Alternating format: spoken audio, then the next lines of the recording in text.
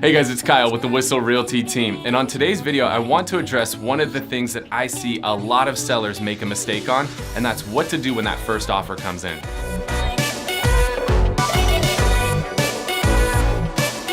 A lot of times when you put your property on the market, the first offer ends up being the best offer. One of the biggest mistakes that I see sellers make is they put their home on the market, first day or two that home's on the market, a great offer comes in, and the seller says, oh, well, if we got one offer that quick, what's gonna happen if we wait 2 or 3 days? Maybe we can get more offers. Maybe we can even get higher offers. But a lot of times you're making a huge mistake. Usually the first person to the party is the most excited person to be at that party. And we're just gonna keep rolling with it. It's okay, this is real video. So when that first offer comes in, don't just discount that and be like, oh, it's the first one, no big deal. Let's wait for some other better offers to come in. I'll give you a perfect example. We had a property that we listed recently.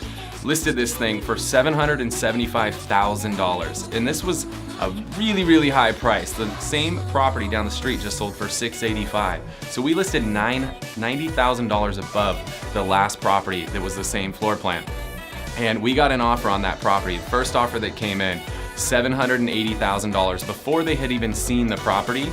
We opened up showings on that property. That buyer came into our open house, saw the amount of traffic that was in there, and they upped that to $800,000. Again, the last model match comp was $685,000. We listed for $775,000. They offered $780,000. Then when they came to the open house, they saw how many people there were offered $800,000. Now, a lot of sellers in that scenario would sit around and wait. And let's see, well, hey, if those guys offered $800,000, maybe we can get $810,000, maybe we can get $820,000.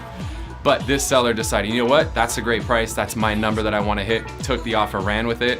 Yesterday the seller called, he's like, so how many other offers came in? 0. There were no other offers. That was the one and only offer on the table. Had he waited it out, he could have lost that $800,000 offer. Instead, he was smart, followed our advice, took that first offer, now has one of the highest sales prices in the entire zip code. I know it's the highest sales price this year. So don't discount that first offer. A lot of times that first offer that comes in is gonna be your best offer, so don't overlook that. If you guys have any other questions, you want some more tips on selling your home, give me a call, Kyle Whissel, 858-699-3895. Thanks for watching. Cool.